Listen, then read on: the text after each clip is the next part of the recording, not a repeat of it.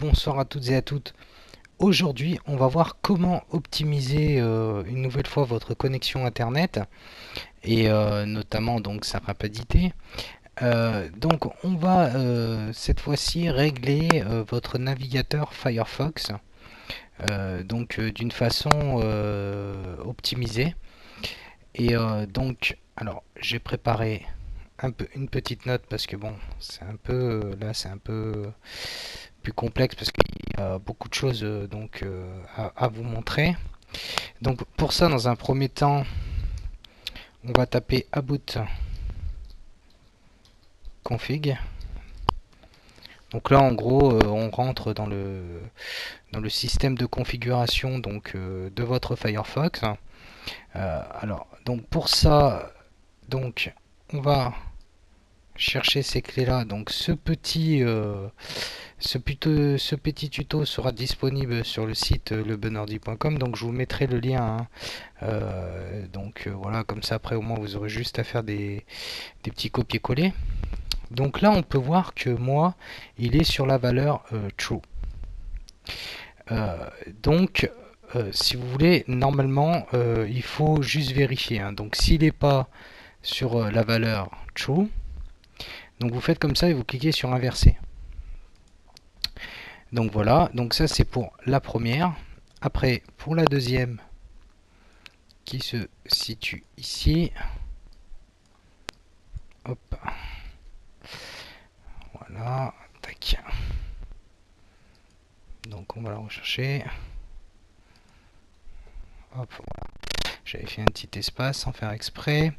Alors, donc ici, on va voir donc au niveau de celle-ci, voir si elle est en true. Donc là, on voit qu'elle est en true. Donc idem, vous cliquez à droite, vous faites inverser si c'est en false, hein. Après, donc au niveau de celle-ci, donc là, moi j'ai 32, mais normalement vous devriez avoir 4. Donc là, vous la passez en 8, et du coup, ça va vous créer cette clé-là, et qui va la faire passer en 32. Donc voilà. Donc sur celle-ci, hein. D'accord.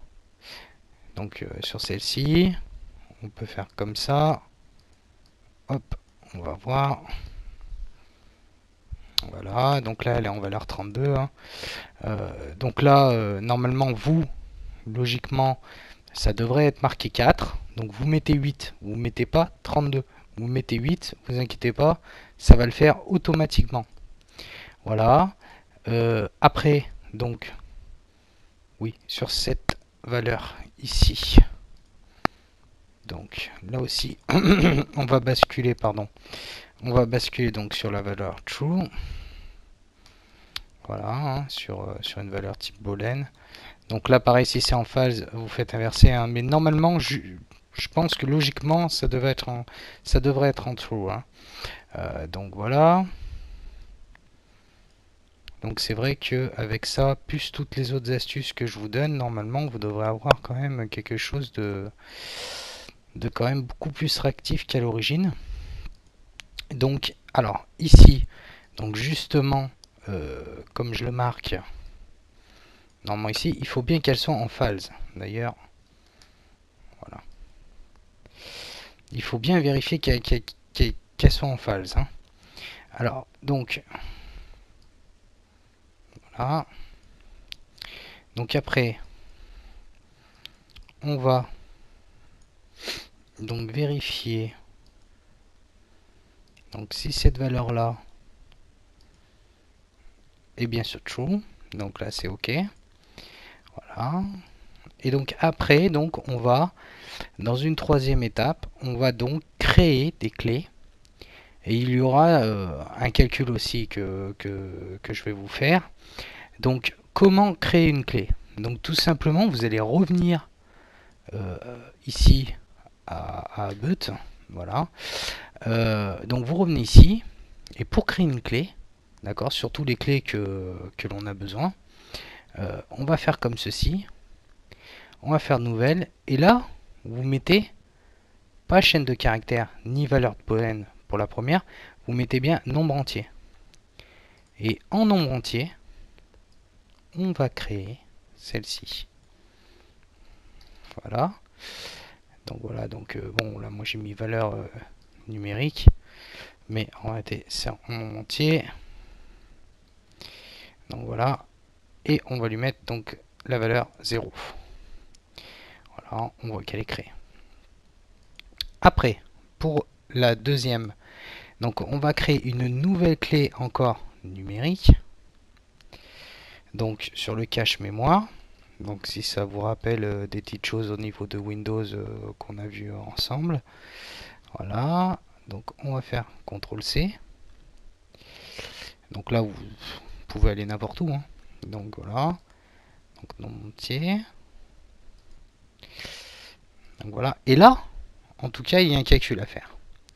Donc moi, comme on voit, c'est écrit 240 000. Pourquoi? Donc, je vais vous montrer. Donc c'est très très simple. 1 giga égale 15 000. Donc c'est facile. Si par exemple vous avez 4 gigas, vous faites 4 fois 15 000 égale 60 000. Donc vous multipliez 15 000, comme moi j'ai 16 gigas, donc 16 fois 15 000. Voilà, égale 240 000. Donc là en réalité je calcule le cache mémoire, hein, donc que je peux avoir disponible. Donc voilà, donc je l'ai créé, voilà, donc il va l'utiliser. Hein. Là on peut voir que juste en dessous il y a donc la valeur boolean qui la met donc en fonction, hein, donc sur true. Hein.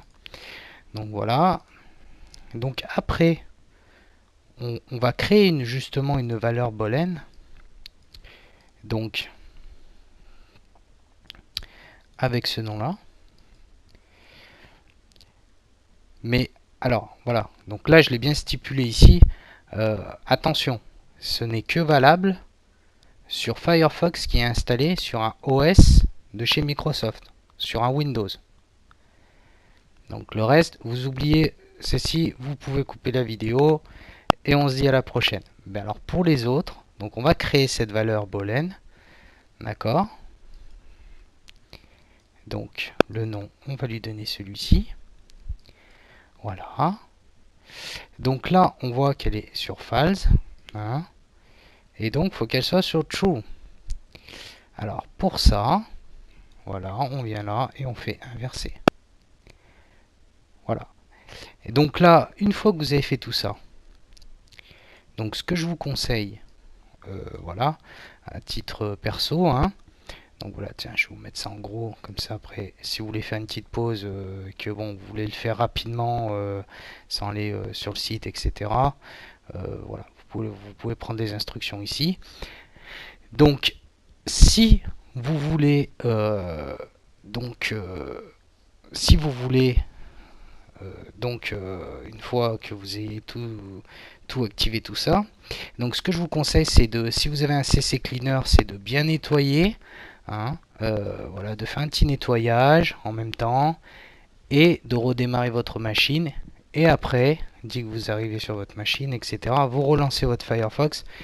Et je pense que normalement, vous allez gagner quand même une bonne petite rapidité. Hein.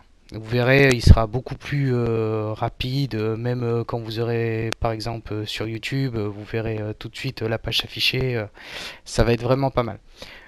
Dans tous les cas, faites-moi un retour, dites-moi si ça vous plaît ou pas, laissez-moi un j'aime, ou abonnez-vous à ma chaîne si ça vous a vraiment plu. Voilà, faites-moi quand même un petit retour, ça serait sympa de votre part. Et je tiens encore à vous remercier de venir aussi nombreux sur le site de lebonhordi.com. Donc je vous dis à très bientôt et bon surf.